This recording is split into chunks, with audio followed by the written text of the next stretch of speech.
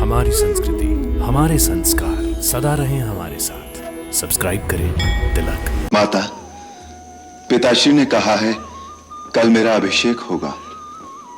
मैं आपके श्री चरणों में आशीर्वाद मांगने आया हूं। चिरंजीव हो मेरे लाल। अयोध्या की राजलक्ष्मी से युक्त होकर माताओं को, बंधु बांधवों को, समस्त प्रजाजनों को आनंदित करते रहो।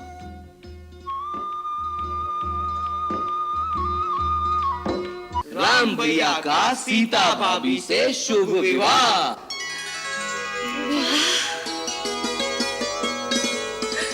मेरे राम का विवाह।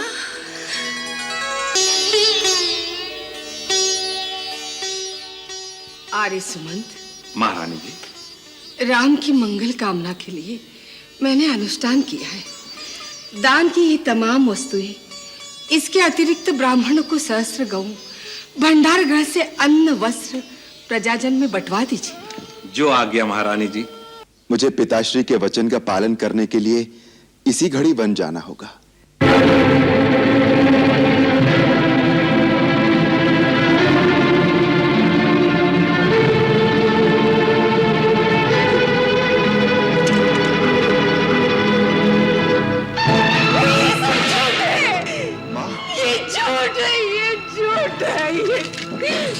ये झूठ। माता, धीरज रखो माता। यह मेरी बात कोई नहीं मानता। मुझे मेरे राम के पास कोई नहीं ले जाता। अब तू तो राजा बन गया है ना। मैं प्रार्थना करती हूँ अपनी सेना को आज्ञा देते, जहाँ राम को छोड़ा है उसी वन में उसकी माता को भी छोड़ा है। माँ, हम तीनों माताओं की इच्छा इस वर्ष शरद नवरात्रों के दिनों में एक लंबी यात्रा पर प्रस्थान करने की। यदि तुम्हारी अनुमति हो तो हमारे जाने का प्रबंध कर दिया जाए। माता, आपकी इच्छा मेरे लिए आज्ञा के समान है। इसके लिए मेरी अनुमति का प्रश्न ही नहीं उठता।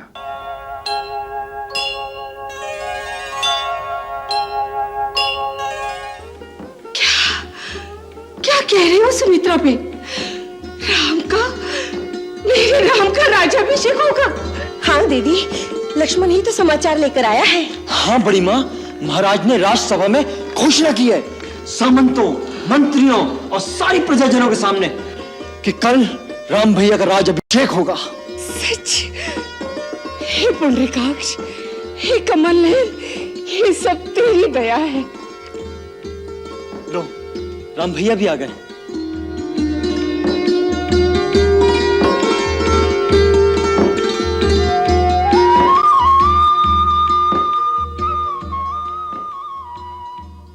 माता, पिताश्री ने कहा है कल मेरा अभिषेक होगा।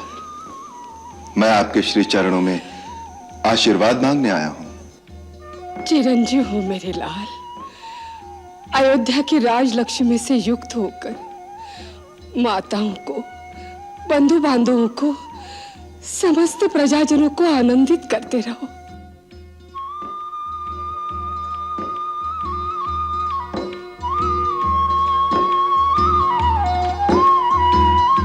आशीर्वाद दो मां। जीते रहो।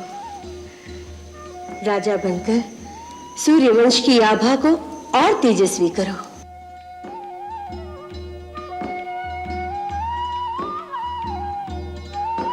मेरी जन्म भर की हुई भगवान विष्णु की आराधना सफल हो गई।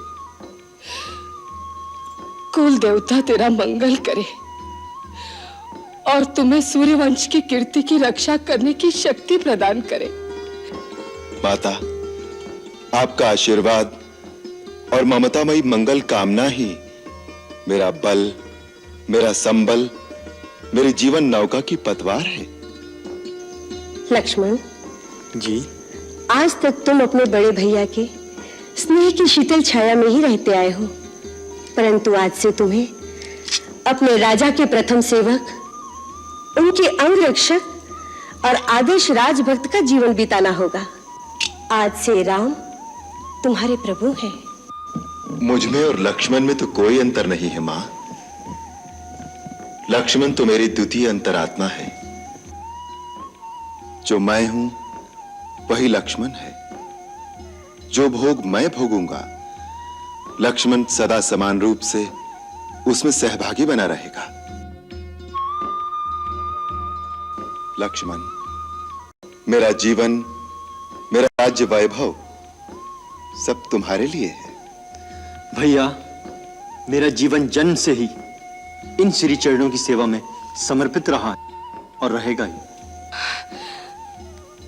राम लक्ष्मण, जाकर ये सुखद समाचार सीता और उर्मिला को भी सुना दो। हाँ बड़ी माँ, राजमहल में ये बात मेरे सिवा किसी को पता नहीं। चलो भैया, भाभी सुनकर बहुत प्रसन्न होंगी।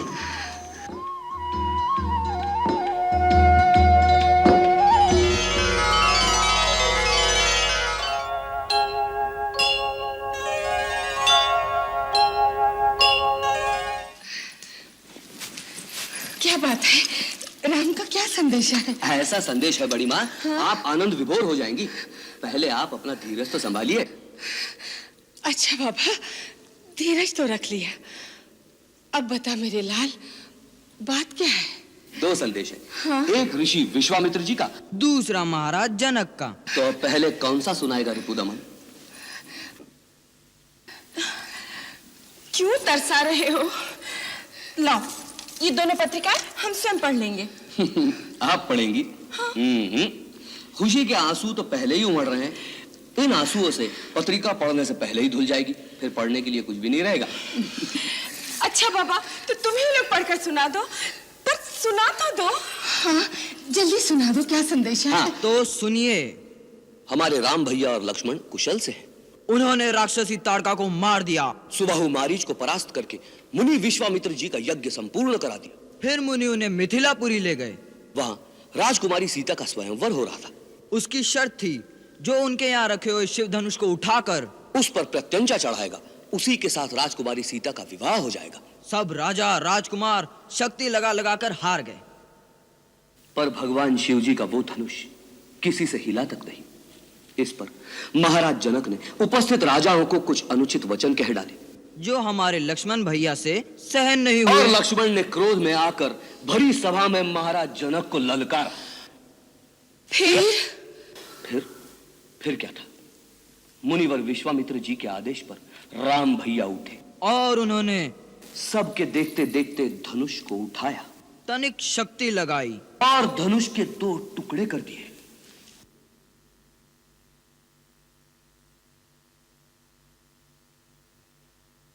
अरे आगे तो कहो, क्या हुआ? फिर कुछ हुआ नहीं मातेश्वरी, होने वाला है। क्या? राम भैया का सीता भाभी से शुभ विवाह।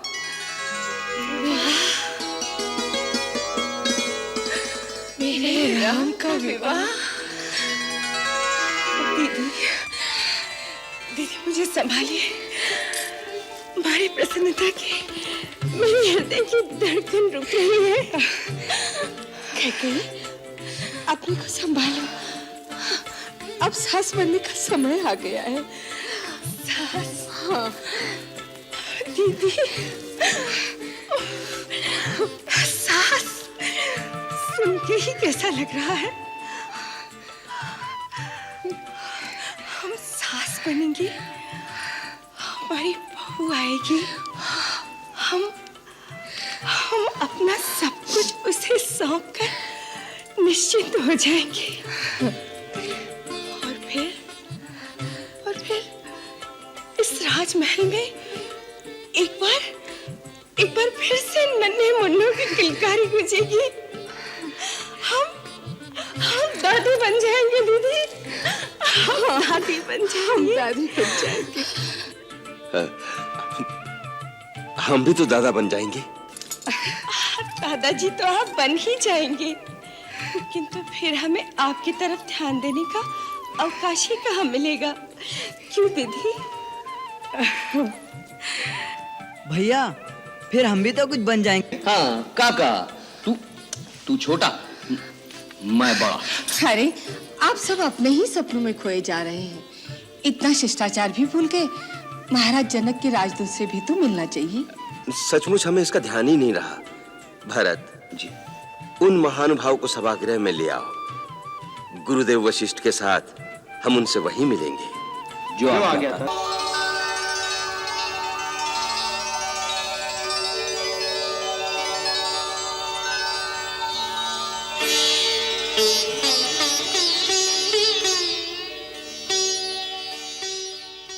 आर्य सुमंत, महारानी जी, राम की मंगल कामना के लिए मैंने अनुष्ठान किया है। दान की ये तमाम वस्तुएं, इसके अतिरिक्त ब्राह्मणों को सहस्त्र गऊ, भंडार गृह से अन्न वस्त्र प्रजाजन में बंटवा दीजिए। जो आज्ञा महारानी जी। इस अवसर पर महाराज ने भी राजकोष के द्वार पर खुलवा दिए। उन्हें ऐसा ही करना चाहिए। आर्य सुमंत, राम के बारात जाने से पहले ब्राह्मणों और याचकों को इतना दान दीजिए कि उन्हें कुछ मांगने की आवश्यकता न रह जाए। जिस राजा के राज में प्रजा का एक भी प्राणी दुखी रह जाए, उन्हें अपना कोई उत्सव मनाने का अधिकार नहीं होता। हमारे महाराज तो सदा ही प्रजावत्सल रहे महारानी जी। आर्य सुमंत, मिथिला पहुंचकर सबसे पहले सीता की माता से हमारा हार्दिक अभिनंदन कहिएगा। उनसे कहिएगा राम को पुत्र के समान ही समझे और सीता की ओर से लेश मात्र भी चिंता न करें। सीता अयोध्या में बहू बनकर नहीं, बेटी बनकर आएगी। कौशल्या की ममता के आंचल में संतान के समान ही स्थान पाएगी। जाओ सुमंत, जाओ।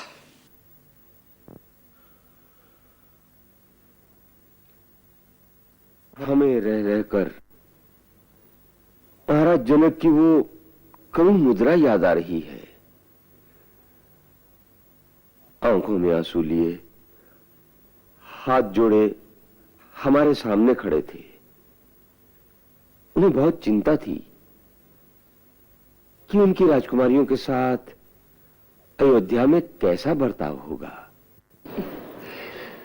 आपने तो केवल महाराज जनक की ही बात सुनी होगी, परंतु महारानी सुनैना के मन में कितनी चिंता होगी, इसका अनुमान आप नहीं कर सकते, मैं कर सकती हूँ। स्त्री की वेदना स्त्री ही समझ सकती है। हमने विजयराज को आश्वासन दिया था कि उनकी पुत्रियों को हमारे यहां कभी कोई कष्ट नहीं होगा। कौशल्य, हमारा ये वचन निभाना तुम्हारा काम है। आप ये कहना चाहते हैं कि अयोध्या में कदाचित उनके साथ अच्छा बर्ताव न होने की आशंका भी है?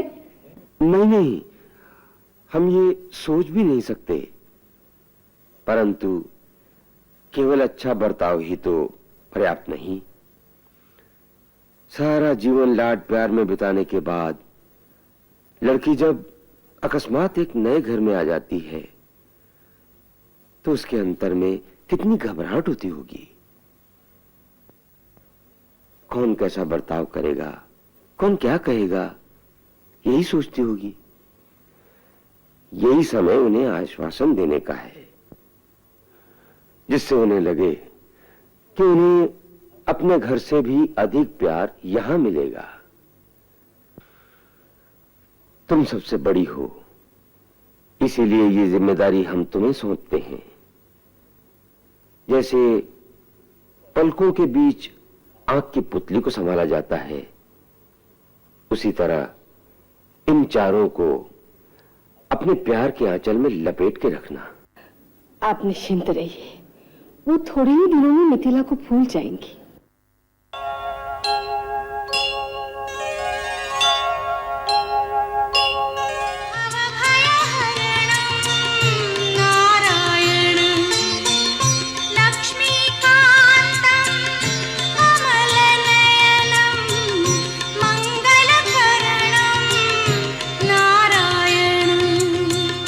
नारायण हे नारायण भव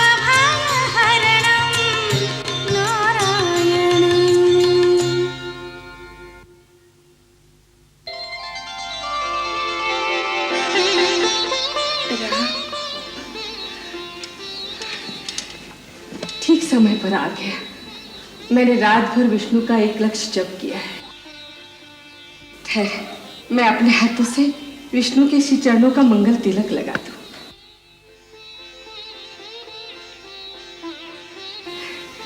बैठ, आसन ग्रहण कर।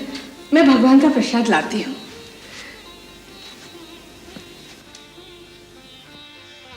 देखता क्या है? बैठ जा। नहीं मां।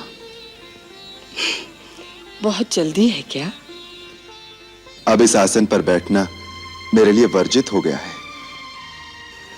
राज सिंहासन पर बैठने जा रहा है, इसलिए माँ का दिया हुआ आसन वर्जित हो गया? मां, शायद तुम्हें विदित नहीं, अब मेरे लिए कुशा के आसन पर बैठने का समय आ गया है। राज करने जा रहा है या तपस्या? तपस्या। महाराज मुझे तपस्वी वेश में वन में भेज रहे हैं। मैं 14 वर्ष वन में रहूंगा और महाराज अयोध्या का राज्य सिंहासन भरत को देंगे। कैसे मुस्कुराकर माँ से हंसी कर रहा है? यह हंसी नहीं, अटल सत्य है माता। मुझे पिताश्री के वचन का पालन करने के लिए इसी घड़ी वन जाना होगा।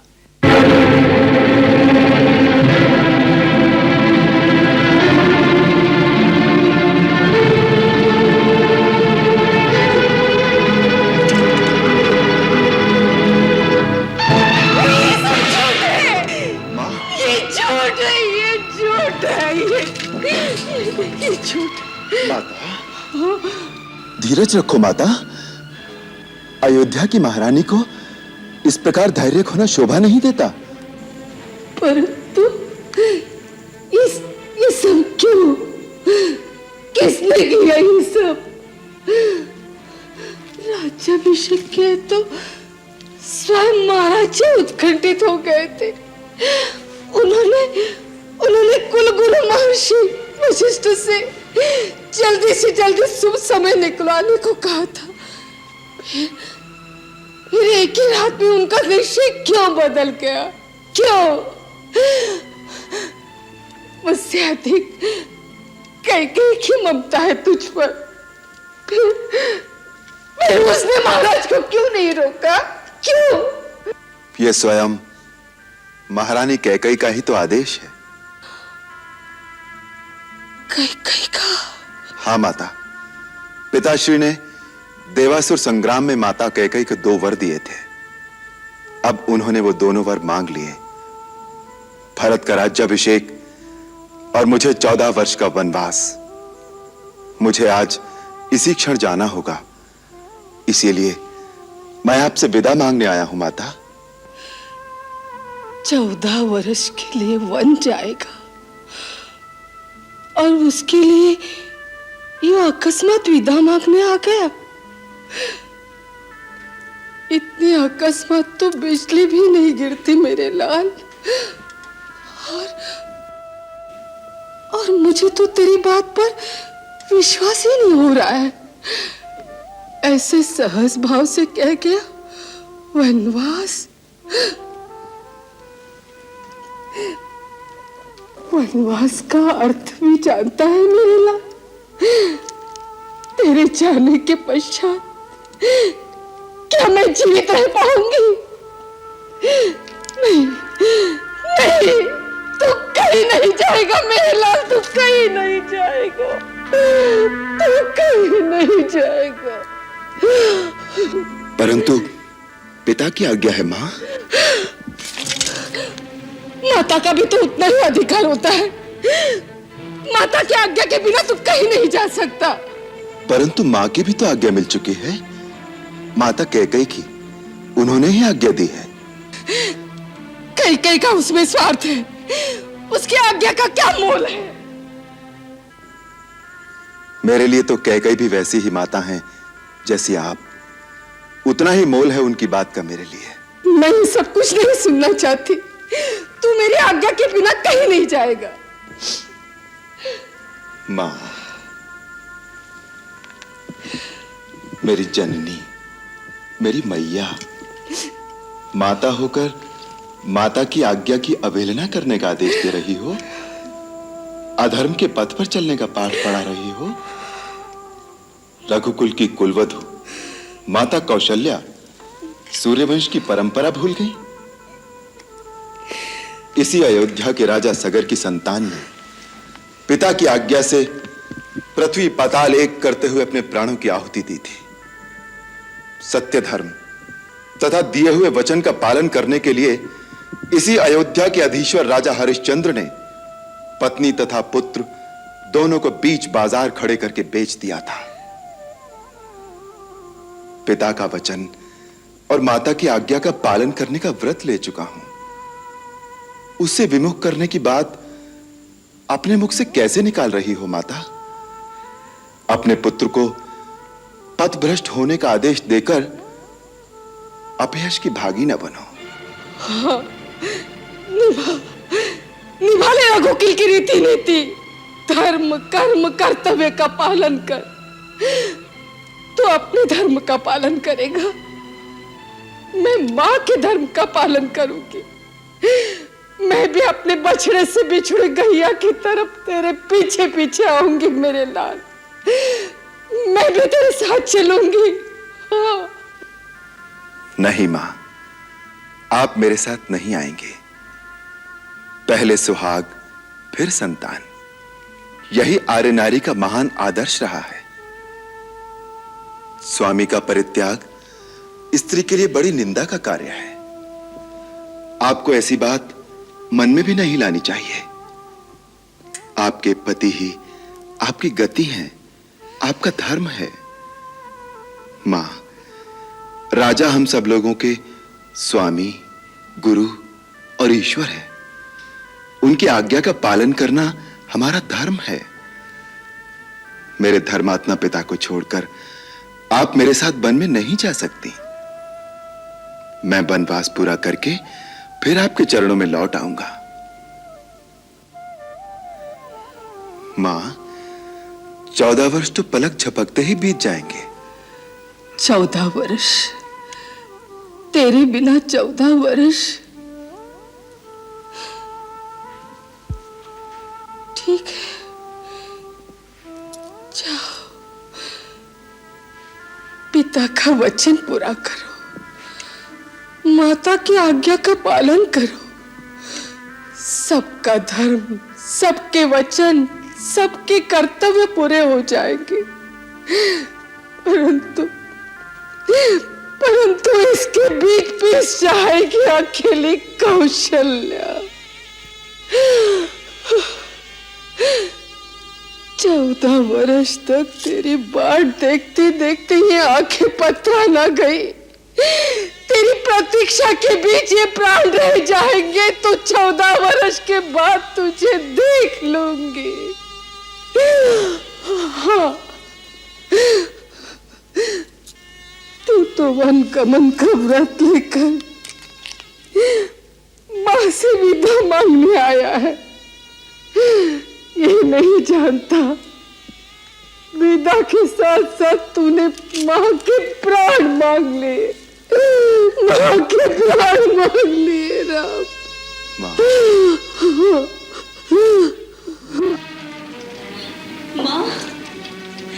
मां, सीता, सीता, मेरी बच्ची, मेरी बेटी। देखे क्या हो रहा है। सकल सुख संपत्ति, माता पिता सबको त्याग कर मेरा राम वनवास करने जा रहा है। तुझे कैसे समझाऊं मेरी बच्ची, ये कैसी प्रलय की घड़ी आ गई है।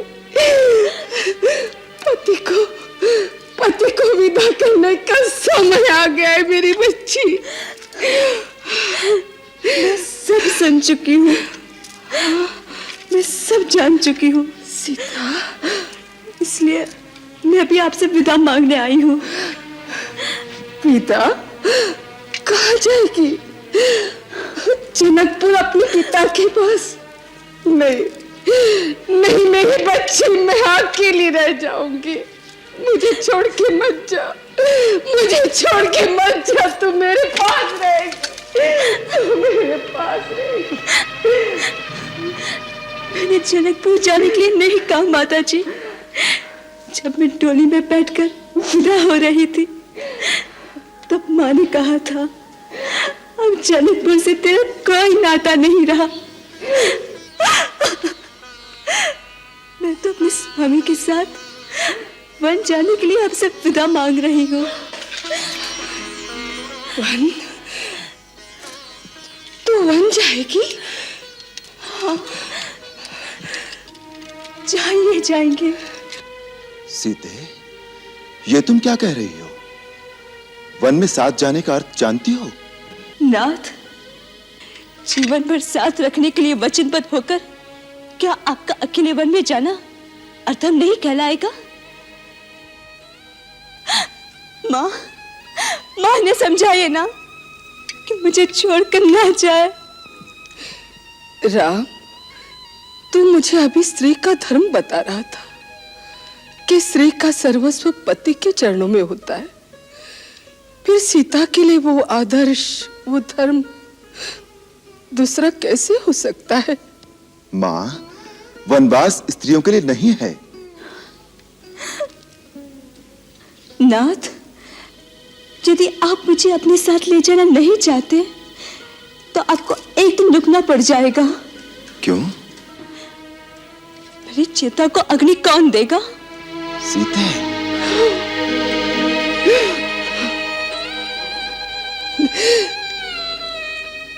ये ठीक कह रही है राम। अगर सीता के प्राणों की रक्षा चाहते हो तो इसे अपने साथ ले जा।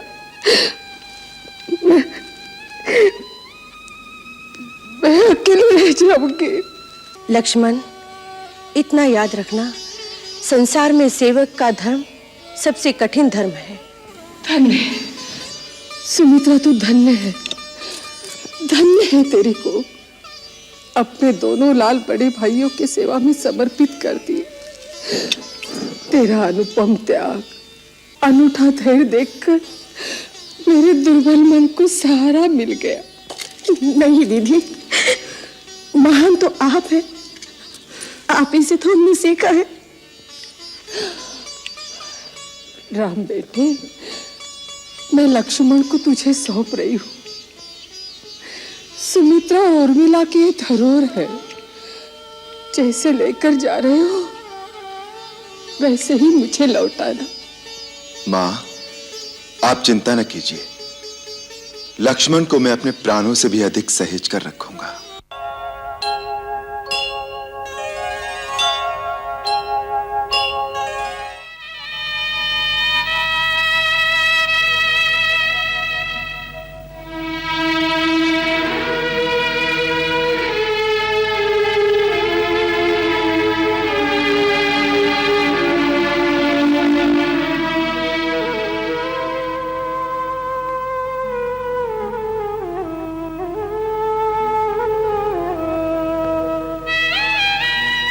माँ, माँ,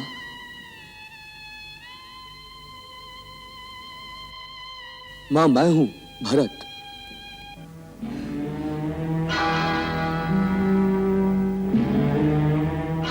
भरत, भरत,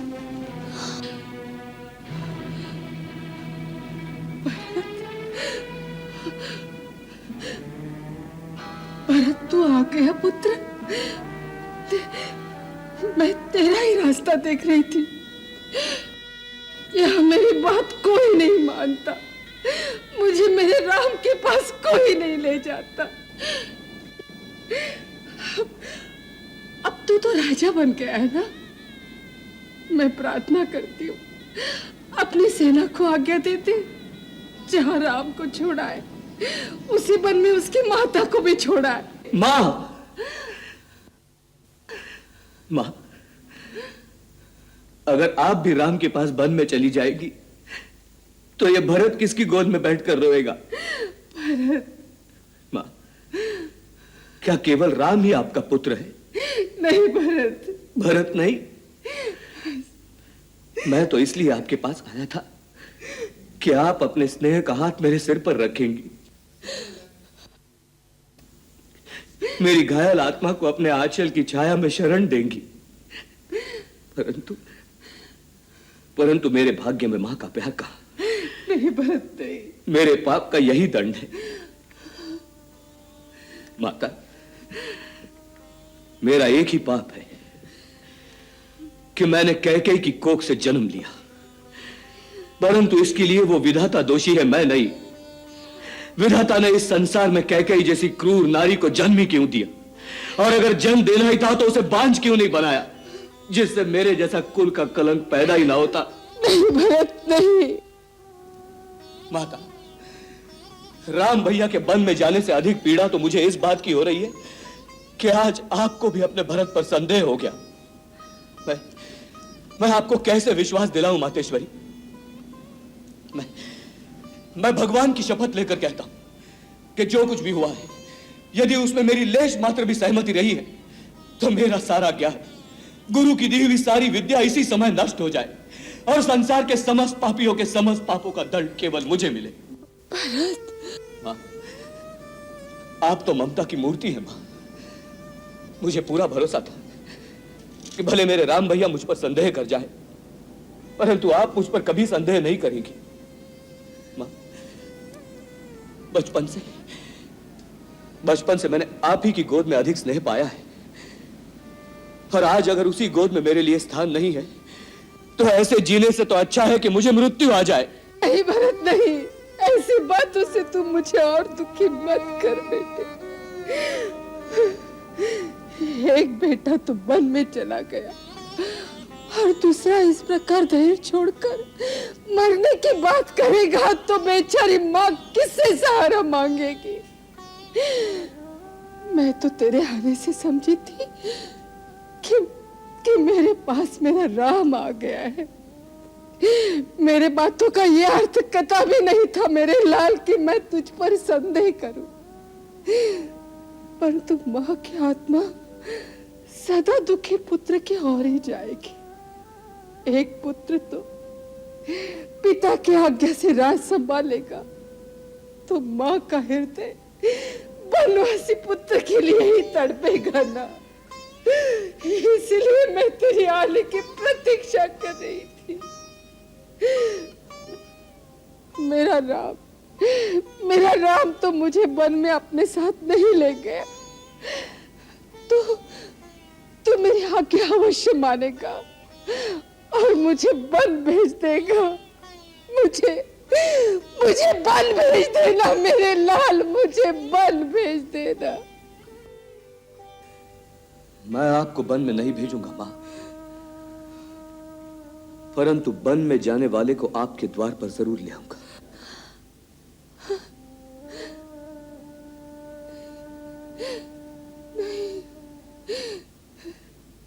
ऐसे सपने मुझे मत दिखा भरत, मुझे मत दिखा। इस सपने को सच करना ही तो अब मेरा कर्तव्य है। मां, मैं पूछता हूं, आपने उन्हें जाने की आज्ञा कैसे दी? अपने अधिकार से उन्हें रोका क्यों नहीं?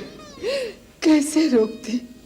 वो तो बड़े ज्ञानियों की भांति मुझे नारी धर्म का उपदेश सुनाकर अपने पिता की आज्ञा पालन करने चला गया। लेश मात्र दुख और विषाद नहीं था मन में। अपने वस्त्र, आभूषण, ये राजमहल, ये साम्राज्य ऐसे छोड़ दिए जैसे कोई अपने पुराने वस्त्र त्याग कर देते। सीता अपने पतिव्रत धर्म पालन करने उसके साथ चली गई। लक्ष्मण को राम ने बहुत रोका, परंतु वो नहीं रुका। सबने अपने अपने धर्म का पालन किया और मेरा वज्र हृदय देखो, दो पुत्र गए, बहू गई, परंतु उन्हें साथ जाते देखकर भी मेरे प्राण उनके साथ नहीं गए। पुत्र स्नेह का धर्म तो महाराज ने पालन किया। महाराज ने जब तक जिए उसके साथ जिए। वो गया तो अपने प्राण भी त्याग दिए, अपने प्राण भी त्याग दिए।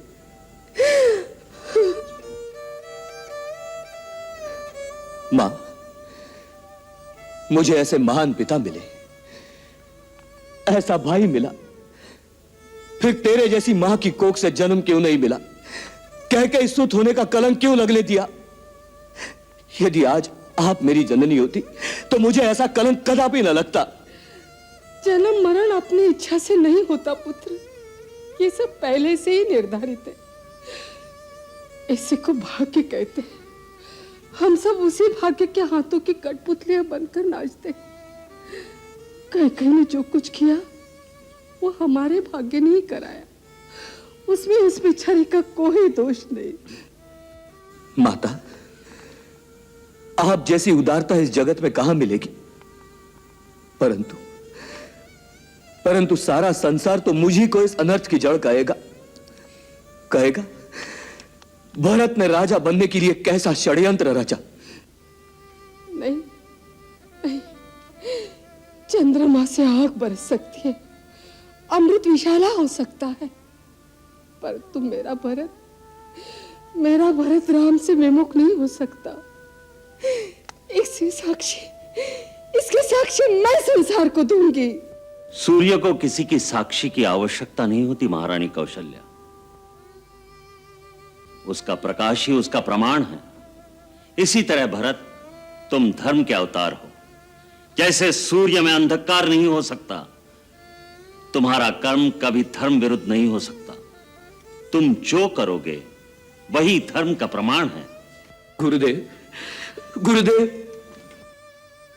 मुझे भी अपनी सहभागिनी बना लो। वो अधिकार अब तुम खो चुकी हो। माँ का अधिकार उससे कोई नहीं छीन सकता।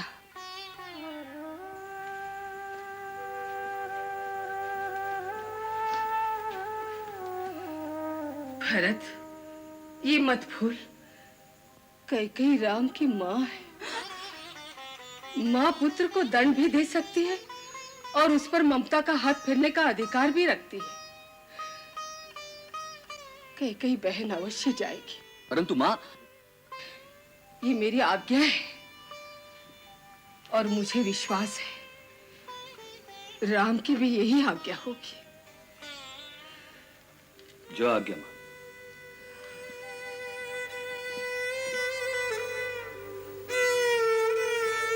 दीदी, मेरे पास तो क्षमा मांगने के लिए भी शब्द नहीं है। मैं तो अपनी मृत्यु की प्रार्थना कर रही हूँ। न धरती माता स्थान देने को तैयार है, न अग्निदेव ही मुझ पापनी को स्वीकार करना चाहते हैं। कदाचित मेरा राम ही मुझे क्षमा करते। मुझे अपने साथ ले चलो दीदी, अपने साथ ले चलो। अरे पगली, वो तो तुझे दोषी ही नहीं मानता। देख लेना, उसके स्नेह में कोई अंतर नहीं आया होगा। नहीं, मैं उसके सामने क्या मुंह लेके जाऊंगी? मैं उसे अपना मुंह नहीं दिखा सकती। आप ही मेरी ओर से उसे कह देना, हो सके तो मुझ पापन को क्षमा कर दे। नहीं बहन, इसमें तुम्हारा कोई दोष नहीं। हम सब नियति और काल के अधीन हैं। उन्हें जो करना होता है उसे और हमारी बुद्धि फेर देते हैं। दीदी, चल चलने की तैयारी कर। दीदी,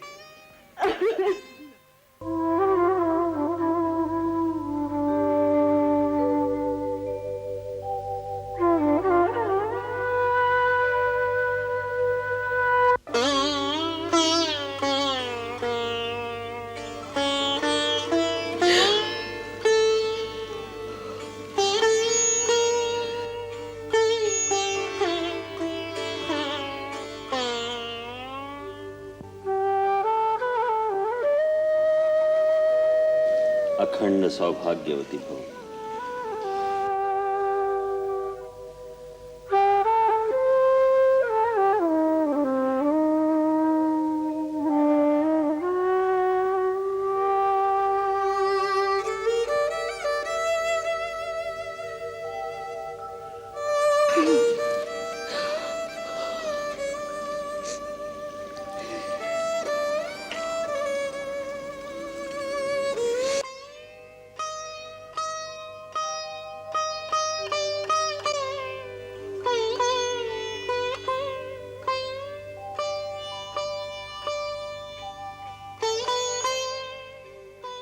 सीता, जी माता जी। राम मुझे कभी याद भी करता है? माता जी, आपने ऐसे क्यों पूछा? वो बड़ा निर्मोही है ना, भावना से कर्तव्य को ही ऊंचा मानता है। माता जी, आपकी तो वो ऐसे पूजा करते हैं जैसे माता भवानी की। उन्होंने आते समय पिताश्री से कुछ नहीं मांगा, केवल इतना ही मांगा था कि मेरी माता बहुत दुखी है, उन पर स्नेह और कृपा बनाए रखेगा। वो मन से सन्यासी है, फिर भी उसे सबका ध्यान रहता है।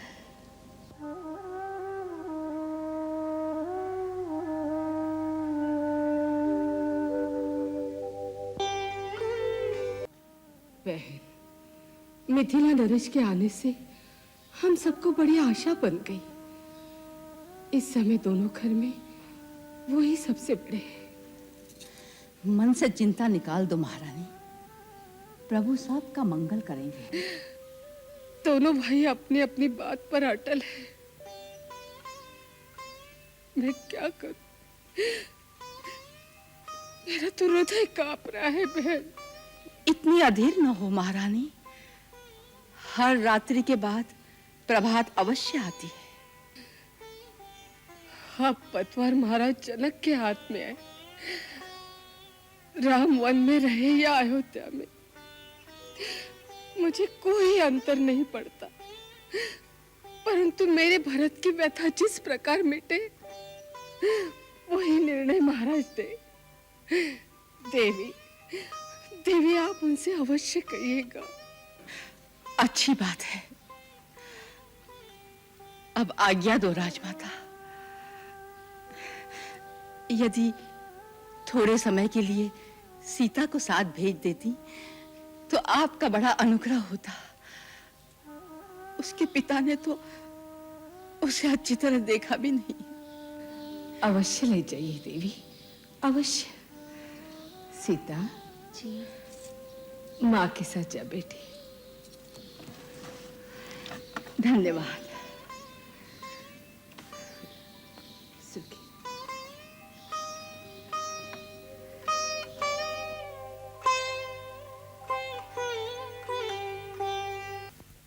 माँ, आज की सभा में भैया की प्रतिक्रिया देखकर मैं डर गया हूं।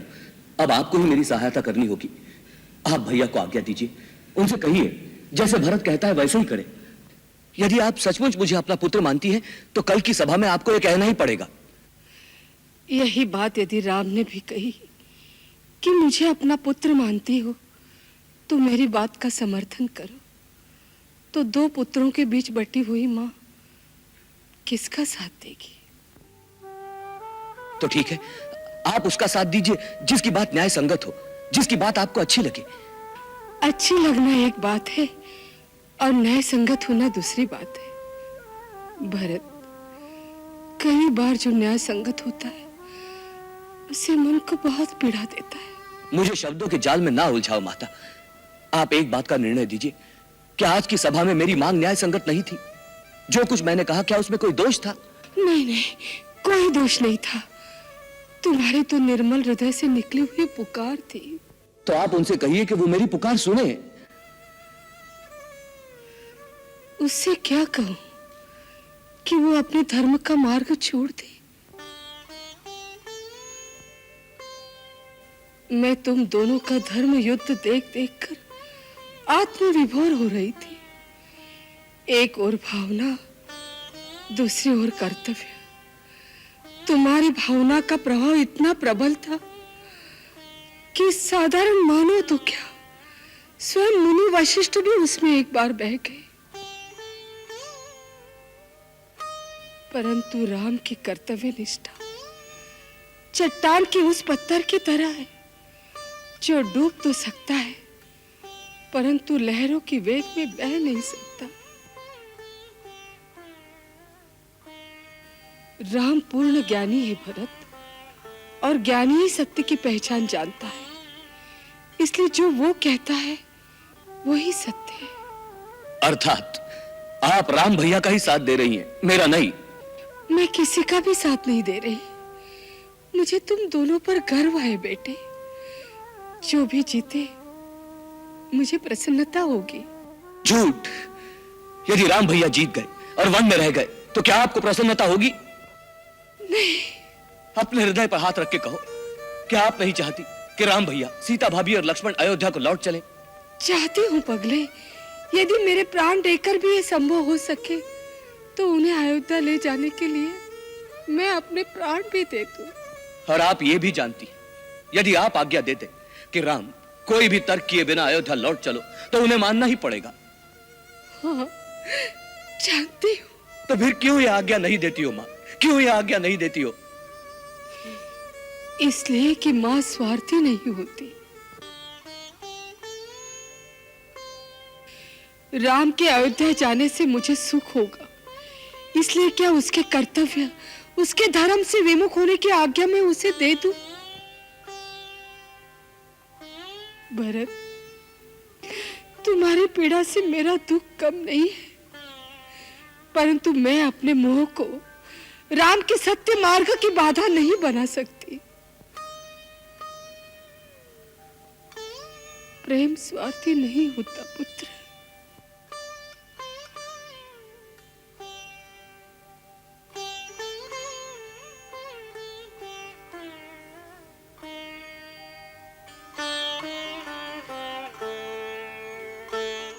मां, मुझे नंदीग्राम जाने की आज्ञा दो। मैंने शत्रुघ्न को आपकी सेवा का भार सौंपकर उसे राजमहल में रहने के लिए कह दिया है। वो आपकी हर प्रकार सेवा करेगा, आपका आज्ञाकारी रहेगा, आपको कोई कष्ट नहीं होगा। दो पुत्र तो वन के दुख भोग ही रहे हैं, अब तुम भी अपना जीवन कष्ट में बनाना चाहते हो वत्स?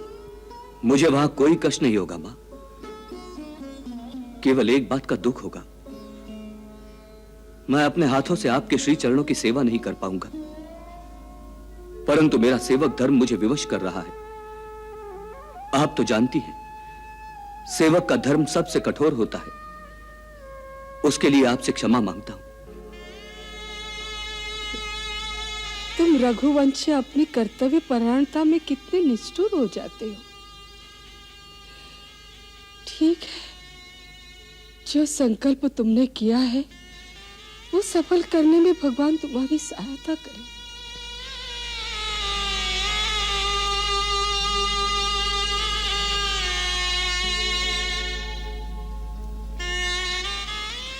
मां, बस यही आशीर्वाद दो, तुम्हारे भरत के पग अपने कर्तव्य पथ से कभी न डोले।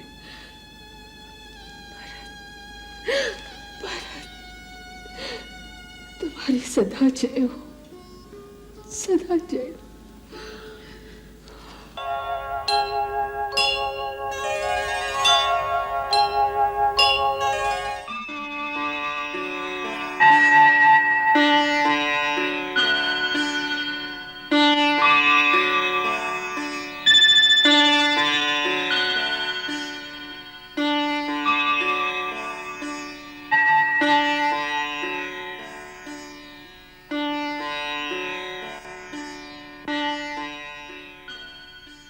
दीर्घायु हो, पुत्रवती हो।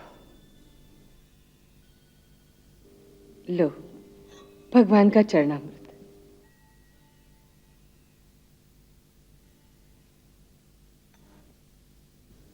राम, हम तीनों माताओं की इच्छा इस वर्ष शरद नवरात्रों के दिनों में एक लंबी यात्रा पर प्रस्थान करने की है।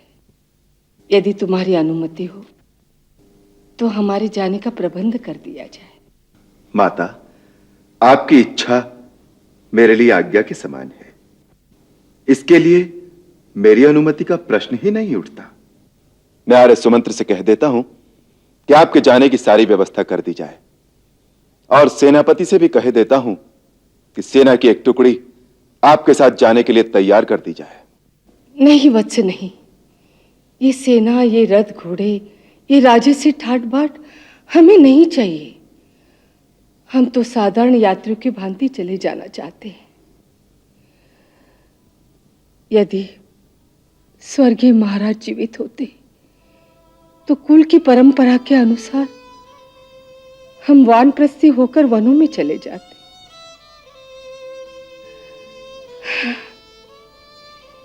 ये हमारा वानप्रस्थी समझो। आध्यात्मिक जागृति के लिए हमें तपस्या करने दो।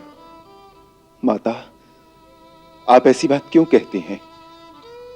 आपके जाने के पश्चात मैं अकेला रह जाऊंगा। इतने सारे उत्तरदायित्व को उठाकर चलते चलते जब मैं थक जाऊंगा तो किसकी गोद में बैठकर थोड़ा सा विश्राम कर सकूंगा? ये माया मोह की बात है राम, तुम्हारे मुंह से अच्छी नहीं लगती। देखो, यदि ये सोचकर मनुष्य इस संसार में रहे कि वहां उसकी आवश्यकता है, तो वो युग युगांतर तक भी मरना नहीं चाहेगा, क्योंकि उसके पुत्र को उसकी आवश्यकता है। कल पुत्र के पुत्र को उसकी आवश्यकता होगी, फिर व्यापार को उसकी आवश्यकता होगी, फिर राज्य को, समाज को, यहां तक कि वो ये सोचने लग जाएगा कि मेरे बिना आकाश में धरती कैसे स्थिर रहेगी। इसी प्रकार वो अपनी आवश्यकताओं के जाल स्वयं बुनता चला जाएगा। उसे यही लगेगा कि मैं तो केवल अपने कर्तव्य से विवश होकर यहां रह रहा हूं। वो ये भी भूल जाएगा कि ये सब केवल उसका मोह है। वो नहीं रहेगा तब भी संसार ऐसा ही चलता रहेगा। हर आने वाली पीढ़ी अपना मार्ग स्वयं निर्धारित करती है, और पहली पीढ़ी को युवा पीढ़ी के विकास के लिए उसके मार्ग से हट जाना चाहिए, जिससे ज्ञान और विज्ञान की उन्नति के लिए नई दिशाएं खुली। यही वानप्रस्थ का वैदिक संविधान है। सन्यास की भांति प्राणी को यह निश्चय एक दिन अचानक ही कर लेना चाहिए। बहुत वाद विवाद में उलझकर वो मोह का बंधन कभी नहीं तोड़ पाएगा। सभी कहते हैं तुम तो भगवान हो, तुम्हें ये मोह ममता की बातें मुझे नहीं समझानी चाहिए। माता, पिताश्री सच कहा करते थे, राम, धर्म, नीति और वैराग्य का पूर्ण ज्ञान तुम्हें अपनी बड़ी मां से ही मिलेगा।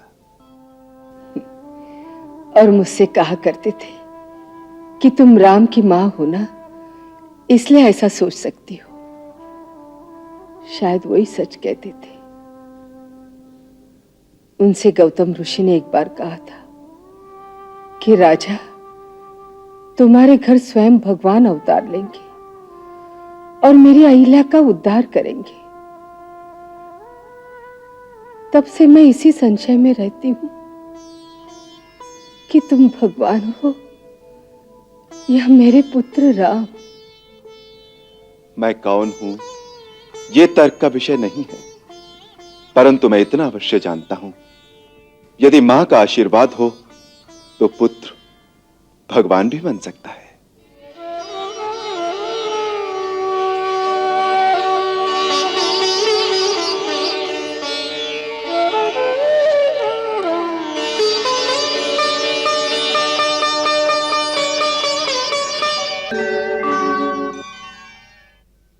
हम देख रहे हैं कि तुम्हारे मन में अब भी अयोध्या की ही चिंता है।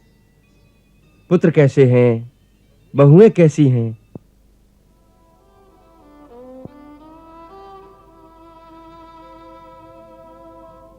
आपने सत्य कहा मुनिवर। मां का हृदय ही ऐसा है। हमें यात्रा करते हुए 6 महीने हो गए, फिर भी पुत्रों की ओर मन चला ही जाता है। पुत्रों से भी अधिक ये लालसा है कि उनके आगे संतान का क्या योग है। ये जिज्ञासा भी पीछा नहीं छोड़ती। आप तो त्रिकालदर्शी हैं मुनिवर। हमारी जिज्ञासा का उत्तर आप ही दे सकते हैं।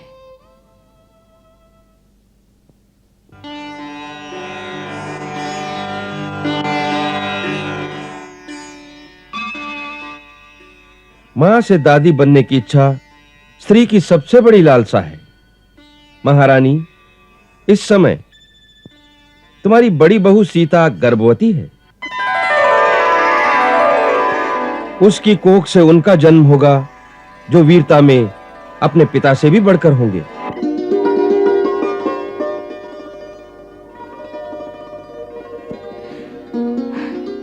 धन्यवाद मुनिवर, अब मेरी चिंता मिट गई। अब हम निश्चिंत होकर हिमालय की तीर्थों की यात्रा कर सकती हैं। बड़ा शुभ विचार है।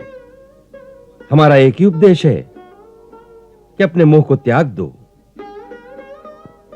हर प्राणी अपने अपने कर्मों का फल भोगता है। इसलिए तुम अब अयोध्या की चिंता को छोड़कर अपने परलोक को सुधारो। ओ